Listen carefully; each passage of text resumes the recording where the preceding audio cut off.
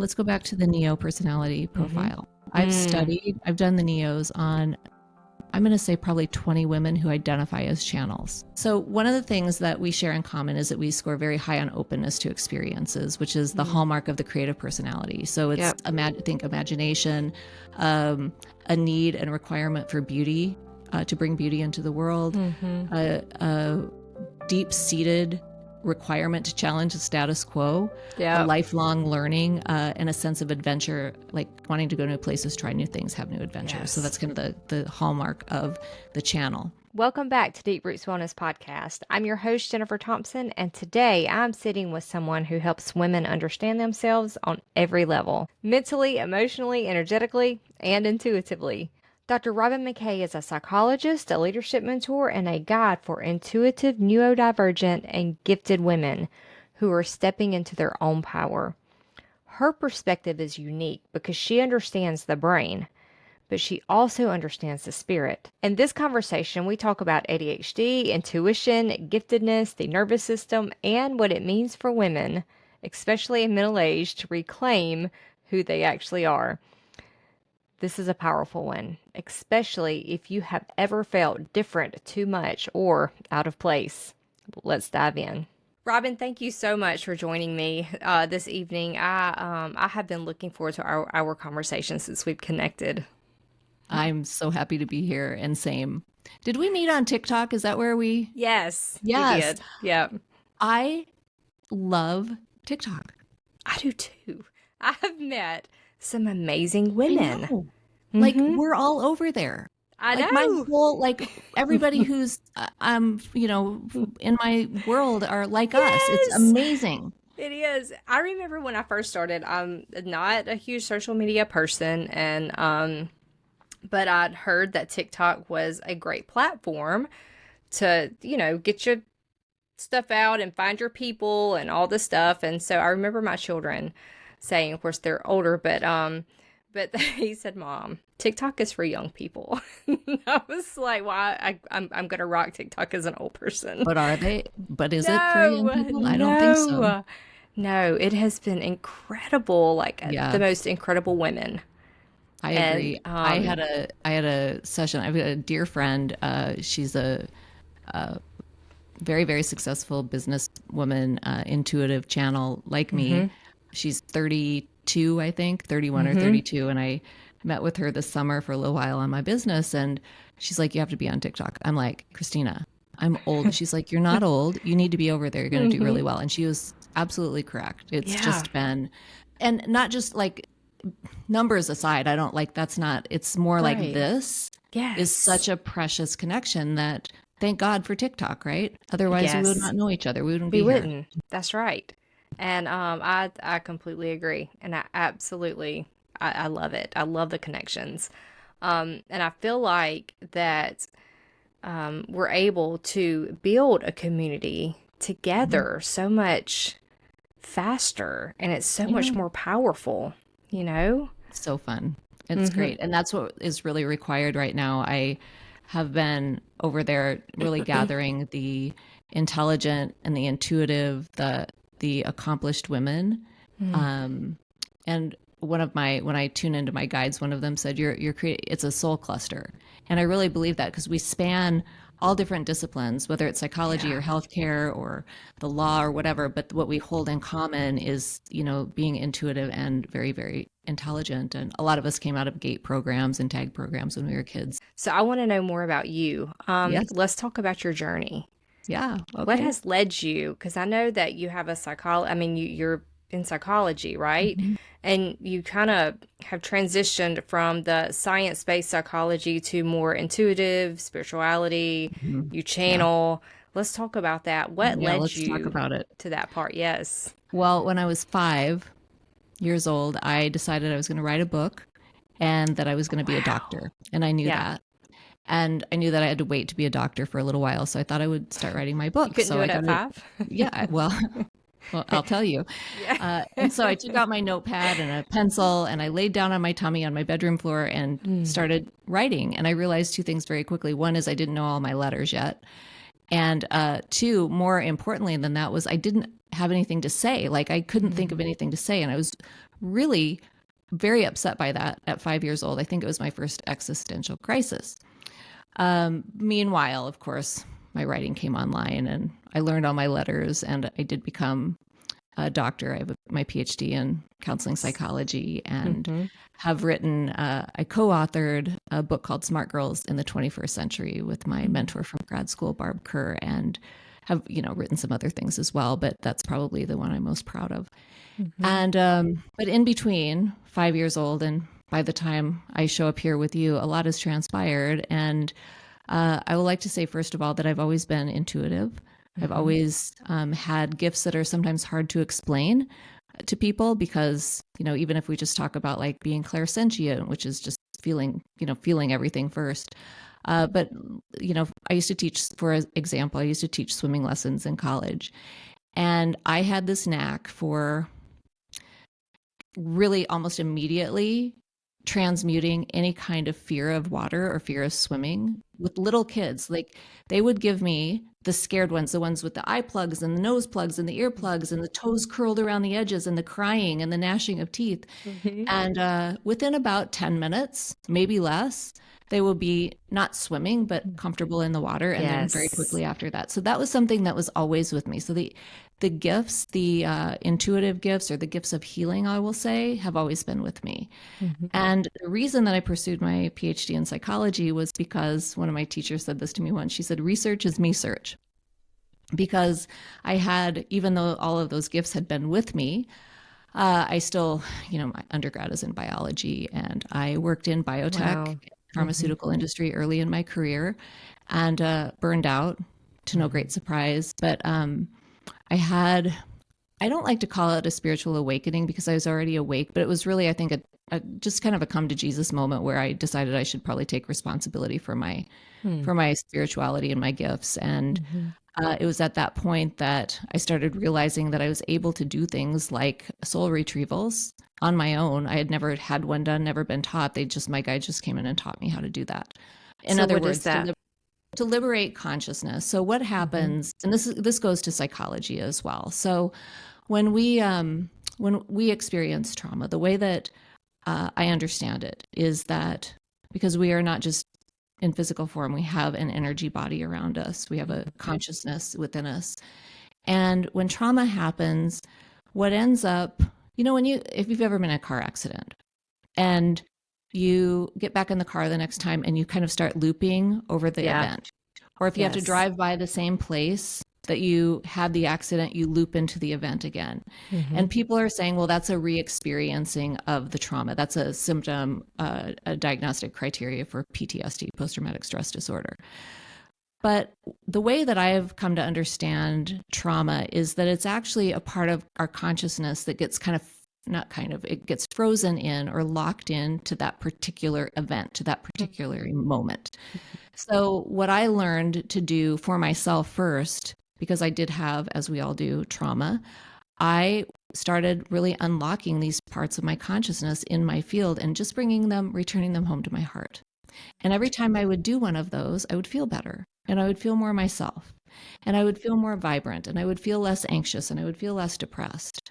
And I was in therapy. This was when I was like 30. And it was the first time I'd ever been in therapy. And I went to my therapist and I told him this. And he was somebody who had studied past lives. And he was just very open to working with shamans and working with alternative healing modalities. And he said, Robyn, he said, if you can do that for yourself, you can do that for other people. And that was really, I had always thought that I would get my PhD in psychology, but that was one of those moments where I was like, okay, so now I thought I have to go on the regular track of like, I have to go get my education and my degree and my credentials and all of those things. And I did. And so I did. And I learned a whole lot more about trauma at that, during my career as a psychologist. And it always came back to me to this, what I just described is really liberating that consciousness from those moments. And when we do, then that moment of the car accident or the moment of impact or whatever it is, you can still remember it, but it doesn't have that energetic charge. Yeah. See, I think we keep returning to those memories, not because we're traumatized, but because we've left a part of ourselves there that we're waiting or we have to go and find or get. Yeah. Does that make sense? Oh, yeah. I had a wreck. And it's funny you bring that up because it was raining and hydroplaned. It was a very bad wreck, and I had my best friend with me, and for years, I'm talking, well, before I'm going to say spiritual awakening because that's what it was for me, before Yes. I had that and before I was introduced to energy healing and all this stuff, I was terrified to drive in the rain. I could, I could almost not do it, right? And, um, and I've noticed that the more I've healed and released the trauma and dealt with that stuff and came back to like the heart and, I'm not scared to drive in the rain. I remember the wreck, and I'm very cautious, but the fear is no longer there. Right. And Yep. so, yes, I see exactly what you're Yeah. talking about. It makes So perfect sense. yes, and there's so many ways to liberate consciousness, right? The Mm-hmm. way that I do it, the methodology that I've developed is based in, my training and my what I was taught by my guides. But yes, I think that when we are doing our deep work, those are the opportunities to really bring our consciousness back home to ourselves, because that's really, Mm-hmm. I think, what we're meant to be doing right now, so that after we do that, the rest of our lives can start. Whatever Yes. we're meant to do next. I also think that when it comes to trauma, if we have kind of a failure to launch, or I don't know what to do next or whatever, one of the things that we have to do is go back and look where else, especially with women in corporate, there's so much, I call it corporate trauma, but the trauma at work, are you kidding me? Are you kidding me? The micro traumas, the gaslighting, and then the major traumas of, being confronted even just through COVID with having to be in very scary situations and so Yeah. on. So there's just a lot of that work that has to be done in order to then advance the purpose of the soul.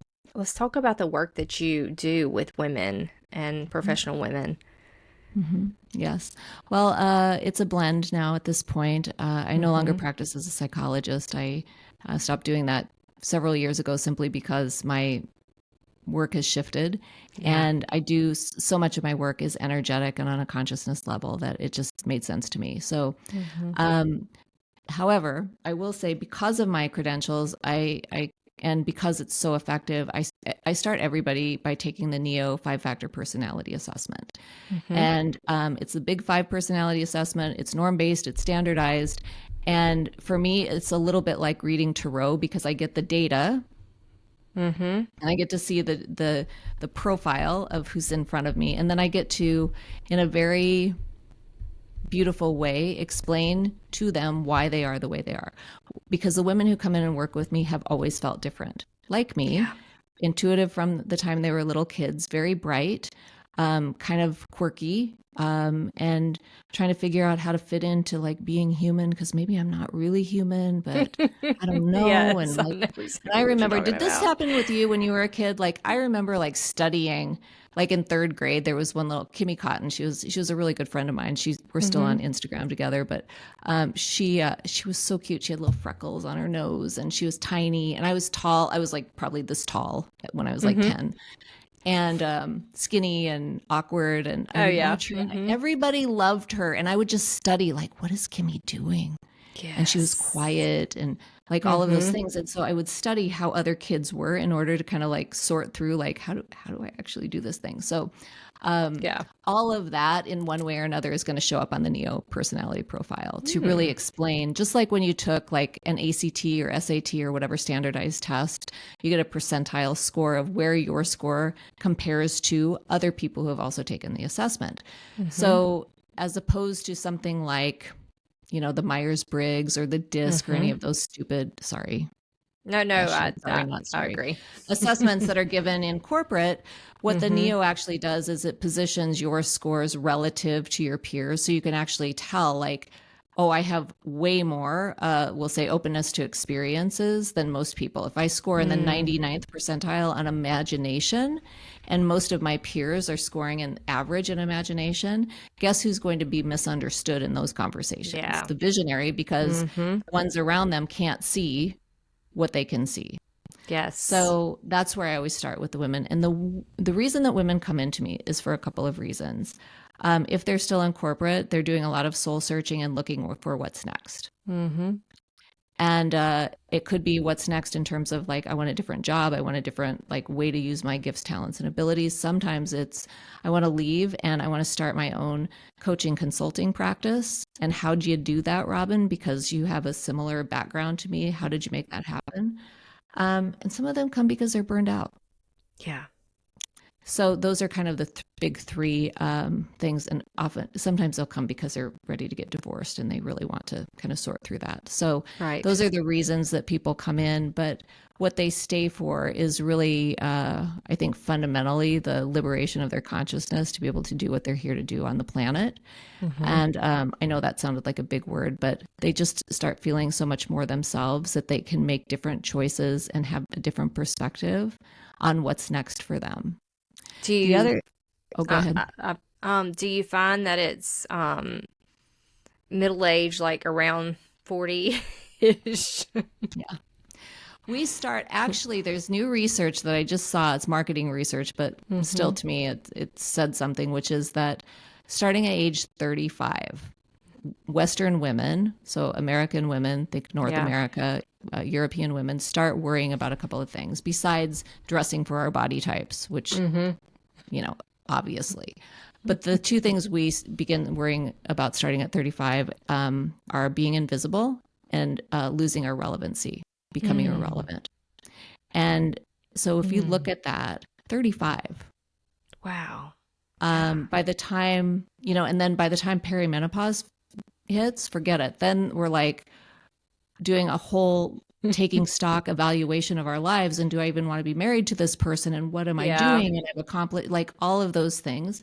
And then on top of it, you referenced this before we started recording, but a lot of us are being diagnosed in midlife with ADHD. That's what I was going to which creates an entire existential crisis.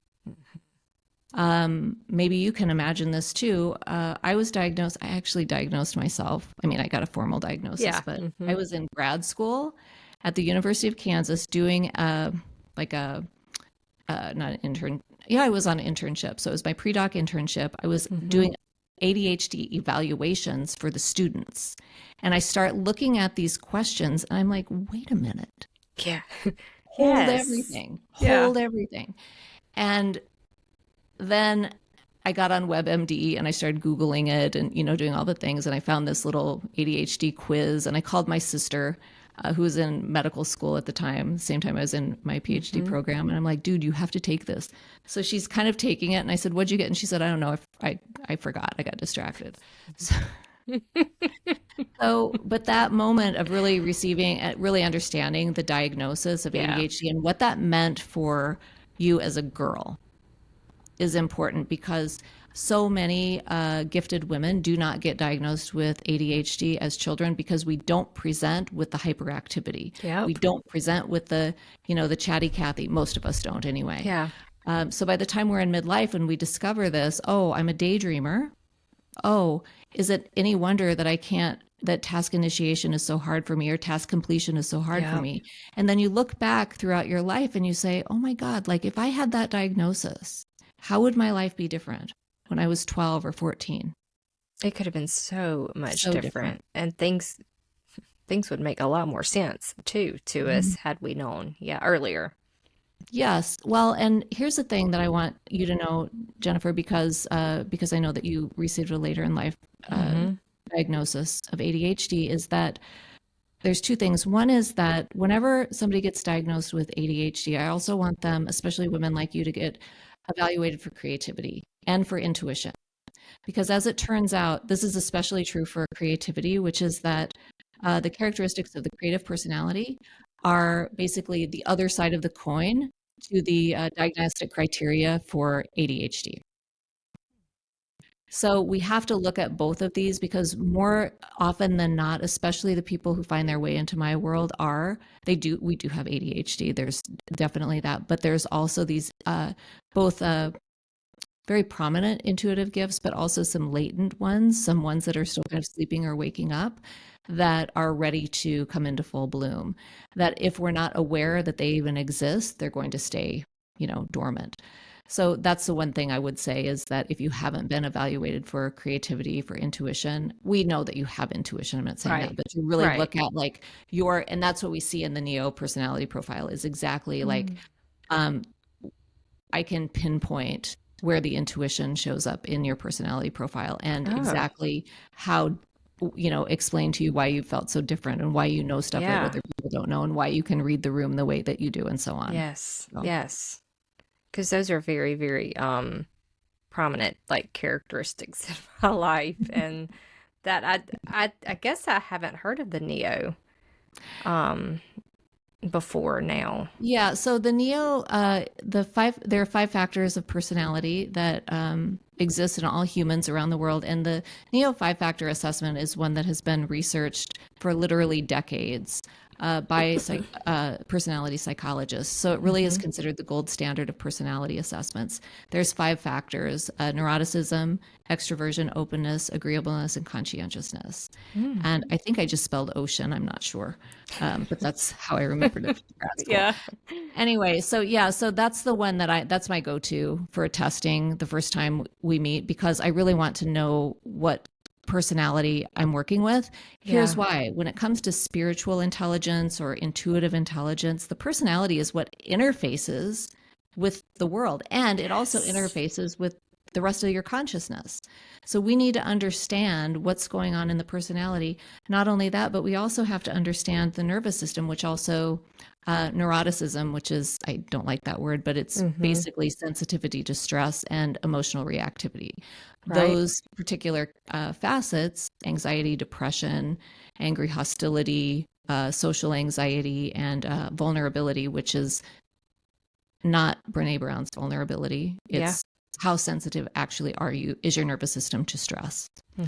And when we look at those are all nervous system related facets. So I can really get a good sense of like your nervous system. If it's running red hot and you're also intuitive, you're going to be getting a lot of bad dreams and scared thoughts, and can imagine, if you've got an active, really big imagination, you can create all of the scenarios, worst case scenarios, and live those out in your head.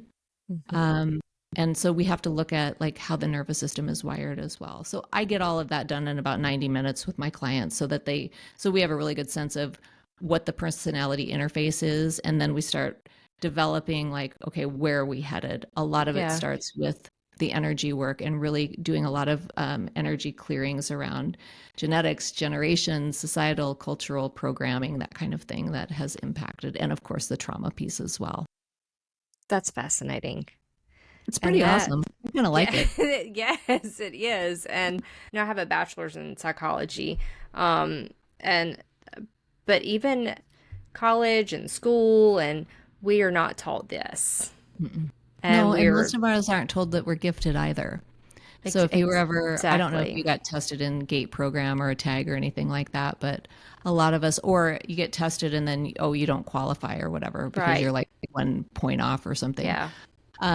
So between the personality piece and then the intelligence piece, which when I talk about intelligence, I talk about a very specific way. It's processing speed, how quickly you pick up on things, make sense of them, and know what to do about it. So it's very, that's just a very basic definition of intelligence that I like to work with, because the people who have very fast brains in our heads and are also highly intuitive really do have some very specific gifts, talents, and abilities that our world is actually really needing right now.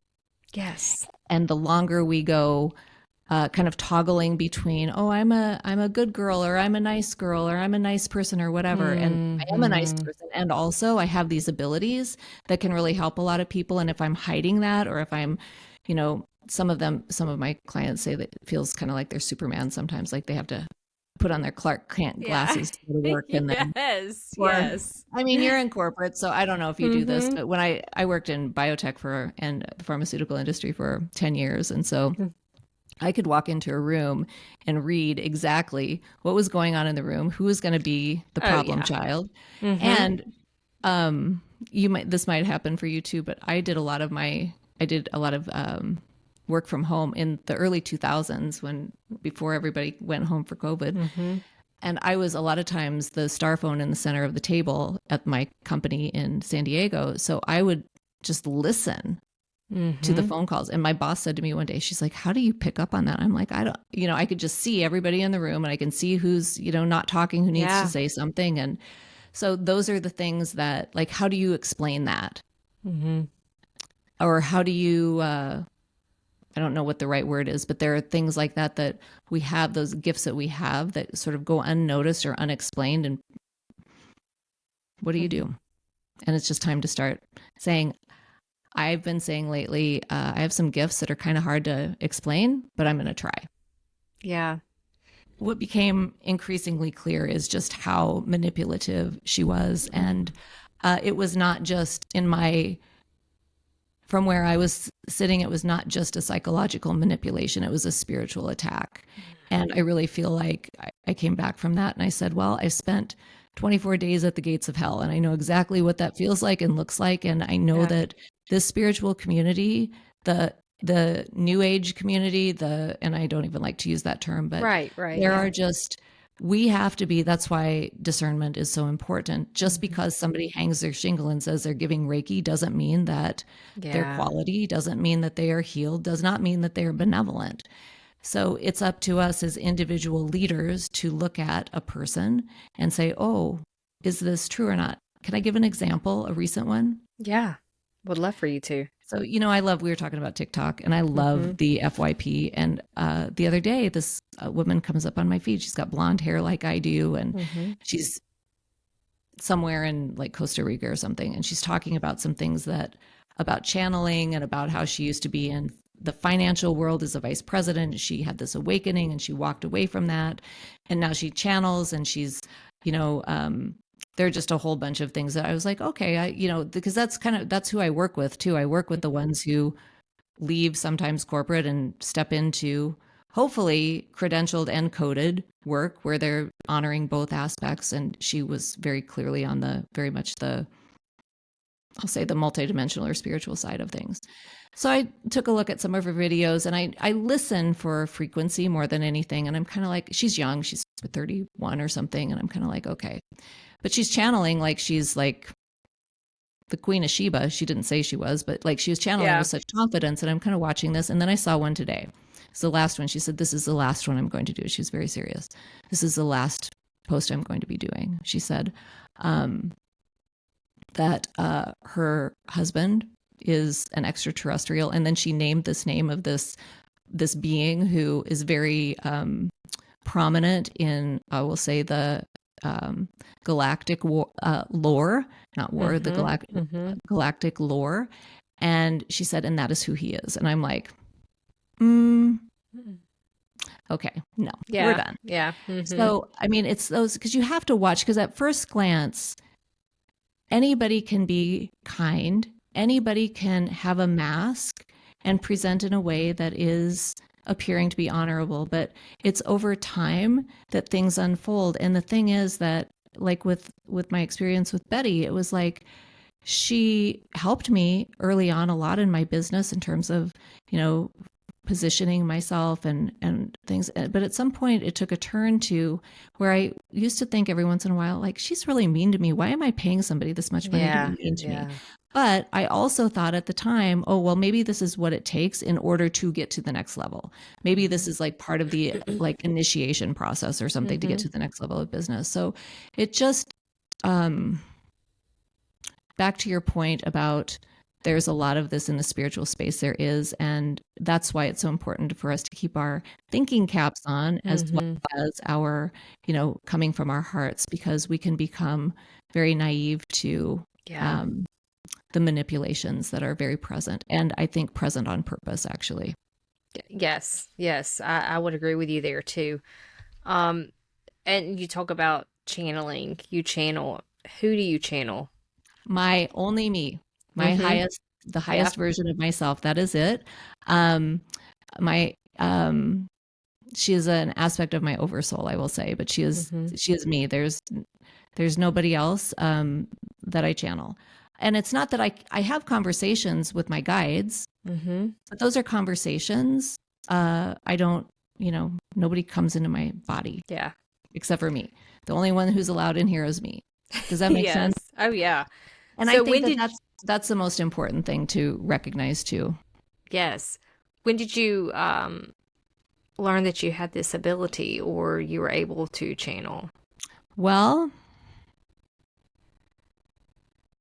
the first time I didn't call it channeling, but the first time it ever happened was when I was married to my college sweetheart. I hadn't graduated from college yet. And we had moved to Kansas from South Dakota for his job. And I had to go back to school to finish my degree. And it wasn't like it would be a good idea to or anything. There was this literally like this inside of me was like, you have to go. Right. And I kept on refusing because I didn't want to have the conversation with my husband. And I didn't like all the things like he was the first generation to graduate from college and the first person to graduate from college. So for me, coming from a highly educated family, it was like a big deal. I didn't have my degree. I knew that I needed to get it. At any rate, at some point right before I made the decision to go back, my highest self came through and literally I sat on the couch in my bedroom. Like it was almost like they took me and sat me on the couch and said, listen, you cannot not do that. You have to do this. This is vital to what you're meant to be doing and you cannot wait. And they said it out. She said it out loud. So she used my voice. And I was like, that was enough to jolt me into action. Another time it happened in college. I was with one of my girlfriends it was finals week. So we were drinking margaritas at the bar. I don't think that we were old enough, by the way. I don't. Anyway, we're sitting at the bar. It was That's late. What you do finals week, huh? Oh my God. I love it. was the 90s. What are you going to say? Yeah. And this guy came up to me and said, to me and my friend Caroline, he was like, hey, I'll give you guys $1,000 if you come with me right now. And out of the blue, I was maybe 20. Out of my mouth said, we're not into that. I would have never, that was not me. Yeah. Yeah. So in times when I was in distress, when I was younger, that's when that aspect of me would show up. Yeah. 2 years ago, that aspect of me will come in during my client sessions, and my clients can tell the difference, like when it's Robyn or when it's when we call her Marisol. When it's Marisol who's present, there's just a different tenor and a different tone and a different perspective, but it's still me. And one of my clients said that to me recently. She said, I can tell. She's like, Marisol is integrated, but when she's out, it's just as full on love and acceptance and kindness. And that's beautiful. And then she said, my client said to me, and she said, and that I know, Robyn, is you. That's who you really are. And I'm like, okay. So that's incredible. Thank you. Do you think that everyone has the ability to channel? Here's the thing. So let's go back to the Neo personality profile. I've done the Neos on, I'm going to say probably 20 women who identify as channels. So one of the things that we share in common is that we score very high on openness to experiences, which is the hallmark of the creative personality. So it's, imagination, a need and requirement for beauty, to bring beauty into the world, a deep-seated requirement to challenge the status quo, a lifelong learning, and a sense of adventure, like wanting to go new places, try new things, have new adventures. So that's kind of the hallmark of the channel. Now, here's the thing that disrupts. We all have consciousness, of course. We all have consciousness that flows through us. The sweet spot from where I'm sitting is the intersection of intelligence. So somebody who's very bright, and we'll say the 93rd percentile or above on an IQ test. So very fast processor and also highly open to experiences. That's going to be the sweet spot for the clearest, cleanest transmissions. Makes sense. Now, having said that, the nervous system is very vital in channeling. I actually have a 21-day program called Preparing the Channel, where Marisol actually channels like how to prepare the body and the nervous system to hold the frequency of the channel, because it is high frequency. Right. And Right. here's the Yeah. thing, the highest version of yourself, Jennifer, is not going to come into your system and blow you out. Yeah. That's the least benevolent thing, the least kind thing a Mm-hmm. consciousness could do. All right. Yes. Yep. However, having said that, there are dark entities out there wandering around looking Mm-hmm. for people who they can manipulate. Well, Yeah. who's most manipulatable? Well, people who score high on openness and have super high neuroticism, whose nervous systems are a disaster. Yep. Okay. That makes so much sense. And unfortunately, there are also and I've done like the personality profiles have been really salient, really relevant to me in terms of understanding this question that you're asking. So thank you for letting me kind of talk about this research piece, because there are beings like the one who entered into Betty. I was there when it happened at a retreat, who can, as I said, play the part of kind, benevolent, whatever, and then very quickly can turn into anger, flat out meanness, and flat out evil. And who they look for, those beings will look for a stable nervous system. That's important. But they're also going to look for somebody whose personality is sociopathic.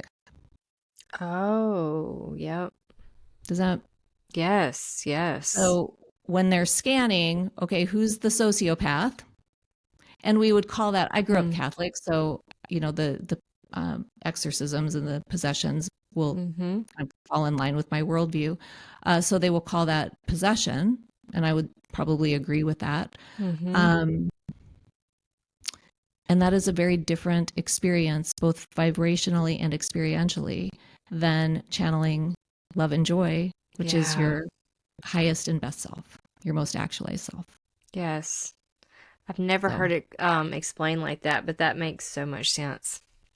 Thanks for letting me talk about it. Thank you for sharing that. That gives me a different perspective too. What did you realize? That personality, our experiences, and our nervous system, all of that together is going to be the determination whether we can truly channel. Yeah. And that makes so much sense. Yeah. And, when we talk about channeling, it's moving, you can think about it as flow too. So consciousness flows through the nervous system. Yeah. The quality of the flow is dependent on personality, and it's dependent on the nervous system. Exactly. Yes. Character, when we talk about personality, we can also use, fill in the blank character as well. Right. So when you said that there's a lot of egos in the spiritual community, I mean, I have an ego, of course. Right. Yeah. Yeah. And our ego, if we look back at the Freudian definition of ego is meant to mediate between the id, which is the baser, needs and wants and desires, and the superego, which is the, sort of perfection, right? And I probably should have been more specific the way I said that, but yes. No, it's okay. But when we talk about ego, and just to clarify, but just when we talk about like the general sense of what ego is, it's that when that I referenced that TikToker who I swiped on by when she started talking about how she's married to the Holy Grail or something. I'm like, okay, we're done. Because that has the same flavor as what I experienced with Betty back in Europe when she just declared to all of us that she was the Christos. And we were all like, Are you sure? Is that because we might need to fact check that a little. Let's look into that. I don't know. Let's look. Survey says. Yes. And so, right. So those are the things that we really have to pay attention to as the planet continues to awaken. There's a lot of changes on the horizon coming forward. And the more, this just came through last night. I would love to share this with you. This is why it's so important for those of us who are credentialed experts like you, like me, like the people who we hang out with over on TikTok, to be also very assured of our intuition. Because we're the ones who actually people will listen to. Yeah. They're not going to listen, the masses, if we look at it that way. The masses are not necessarily going to listen to the ones who just say, well, I sold my Ferrari and I walked away and now I channel. No, the, there's a legitimacy. And when we look at the evolution of the planet, and, perhaps the connections that we will make, with the divine beings, with the beings who are, we haven't met yet. Yeah. They actually are going to be seeking out, I believe, those of us who are both credentialed and coded for the reasons that I'm saying, because we're rational, we're leaders, and we're also filled with light. We're light-filled leaders, and that's who they're looking for. I agree. I do. So do you feel like there is a like a collective awakening? I don't know if those are the right words, but like on our planet right now? I do, personally. Yeah, I do. I think it's been going on for about 5 years or so. And I think that we're really at the point now, from where I'm sitting. This is why I'm so invested in talking to the women who are like us, because now it's about, intuition isn't woo. It's a technology that is required for now and in the future. And the ones who have access to it, really, I don't think that there's any more time to keep toggling between, oh, I'm a corporate exec. Oh, I read tarot on this. Like, no, it's the time for that has passed. And now it is simply, it's not even integration. It's simply, well, I will say my guides, I was talking about this to my guides the other night, because I had wanted to, for the last year, I've said I want to channel full time. I want to be in channel full time, 24/7. And I said to my guides the other night, I'm not in channel. I was whining, like not whining, but whatever. And they said, my guide said to me, well, you've been toggling. And he said, and there are toggle codes in your brain, and let's disintegrate the toggle codes so that you don't have to keep going back and forth between, PhD and psychic. You can simply be yourself. So that's the disintegration of those energetic codes that have been sitting in there. I think in part in protection, because I still have to navigate the world. I still have to, be out there in the world and say hi to my neighbors and whatever. And I want to maintain the integrity of who I am fully, as with my personality and my credentials, and also bring in this third part, which is the energetics, or my spirit. So that's where we're headed for our soul collective, or soul cluster, I'll say, that we're in, the highly able, or the highly intelligent, intuitive ones. That's where we are. I can't say for the rest of humanity, because I just don't. They're just not my. Yeah, we don't know. They're not in my purview. But for us, this community is.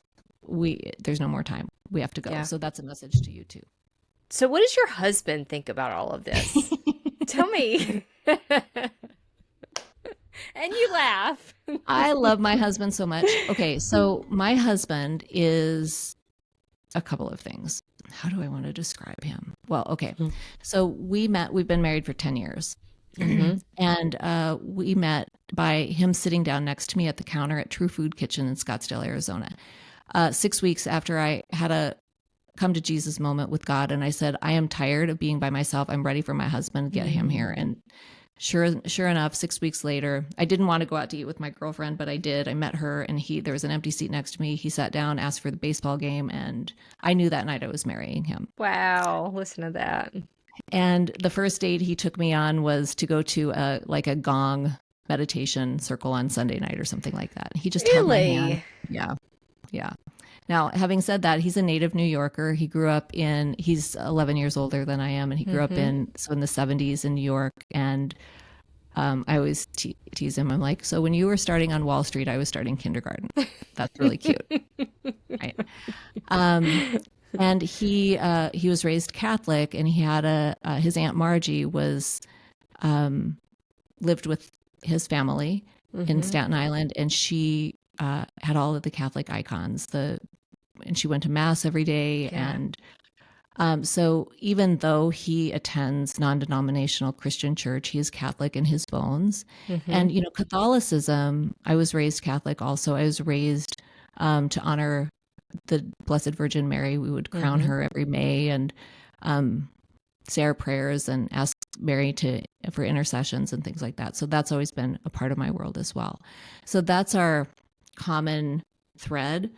And he's also sober for 30 years. So he's done a lot of his own work around sobriety and, the AA steps and all of that. So having said that, he's intuitive in his own right. He's a financial advisor. And he's also, like an ex-hockey player and an ex-baseball player. And so we don't talk a whole lot about, I don't think he's ever listened to any of my podcasts.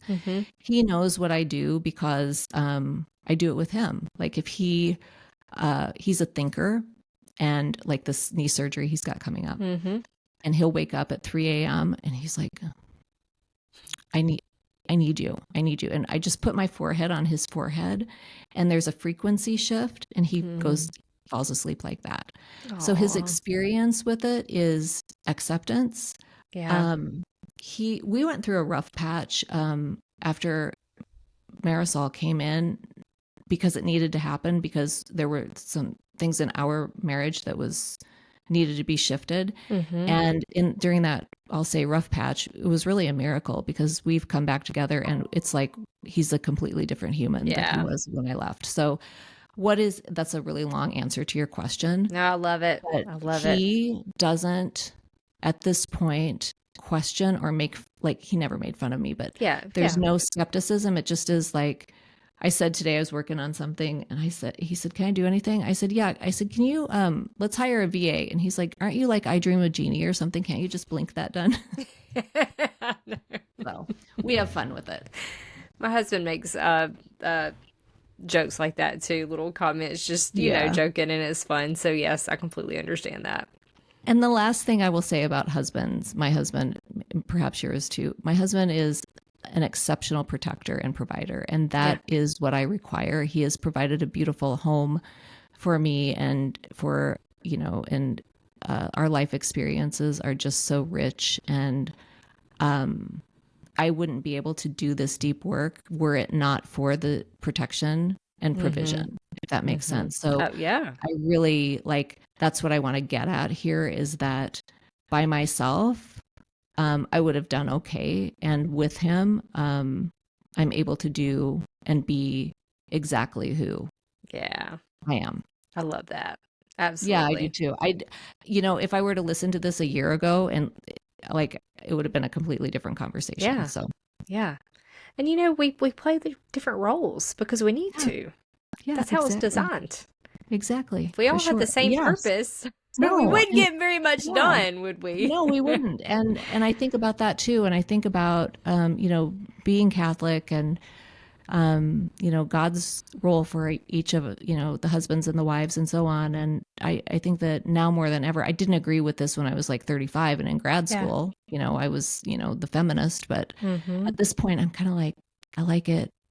I like being able to be my woman self, and, he's not feeling well, so I'm going to go make him chicken noodle soup and toast and sort the kitchen, which is always a mess at the end of the day, because we both work from home. You know what I mean? So it's just it's just a beautiful, I think, dance between the sacred, and every moment can be sacred, and even the mundane moments, even the simple everyday moments.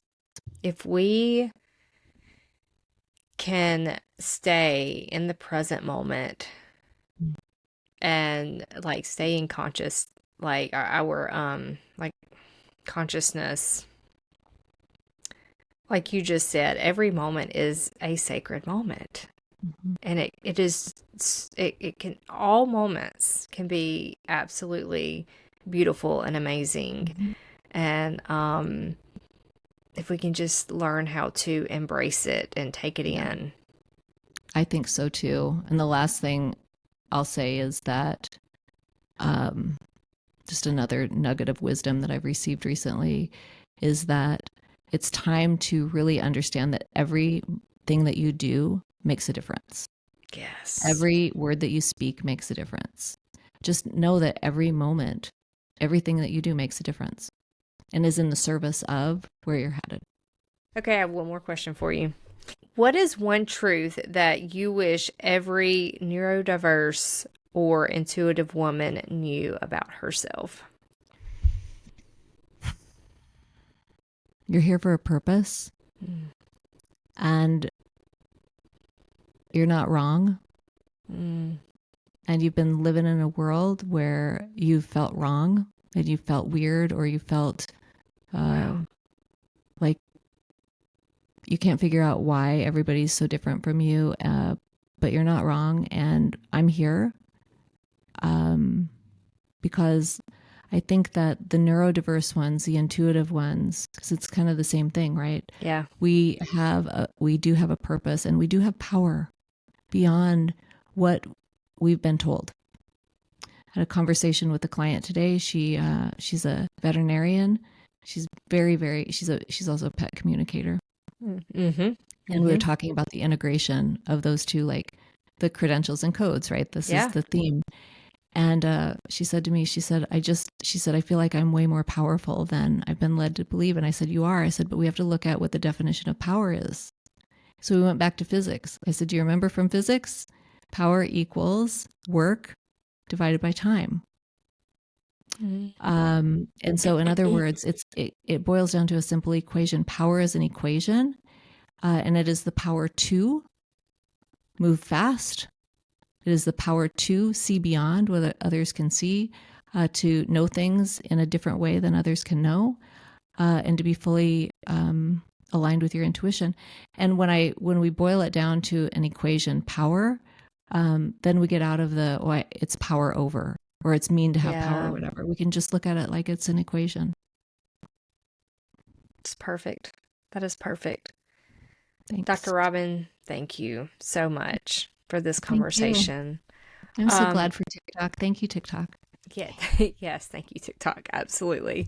So can you tell us how we can find you? Because I know you have a podcast too. And I do. I have a podcast called Sheology. It's on YouTube, and of course on the audio podcast. iTunes. What is it? Apple Podcast, I think, and Spotify. And then I'm over on TikTok. Come over. If you guys aren't over there, you need to come over. Yes. And I'm on Instagram, and I'm on Facebook, and I'm on LinkedIn. Like I'm so, like, I've been around for so long. I'm on everything. But really, what I want to share this with you, because it's still formulating, but I'm wanting to gather us. I want to have a gathering from all of the disciplines of all of us. And so sometime in the next quarter, I'm going to do that. So stay tuned. But I just think it's really important that we can see each other eye to eye and heart to heart. It can feel very isolating. Here's the risk is that if we don't, if we continue to pretend like, oh, well, I'm just like the healer influencers, or, oh, I was in gifted program in school, but whatever. Like, like, it's time for us to come together and I don't know all the because of it. I just simply know that it's incredible how many women are raising their hands and saying, I hear you, this is me. Yes. And so I know that there's something, it's like a big snowball. So we will probably work together on that. I can't wait. I'm in. I'll tell you, I'm all in. So yeah, it'll be a collective. It's not going to be one person, but there will be a group that just calls everybody in, because now's the time. And there's just a lot going on in the universe right now, and it's just time that we get together. Yes, that's exciting. I'm excited. I'm really excited. So thank you. Oh my God, and thank you. Joy to be here. I just love your vibe, and thanks for letting me talk. Oh yes, look, I love it. I could listen to you for hours, and so this has been amazing. I know you have to get to your husband, and I really do hope he feels better. And thank you so much for joining us for this conversation with Dr. Robyn McKay. If there's one thing that I hope you take away from this today, it's this: your wiring, it's not flawed. Your intuition, your sensitivity, your creativity, they're not accidents. They're part of your design. And the more you understand how your mind and how your energy work together, the more aligned, grounded, and powerful you become. If this episode spoke to you, please subscribe, share it with someone who needs it, and leave a review to help the message reach more people. And remember, you are not alone on this journey, and you're exactly where you're meant to be.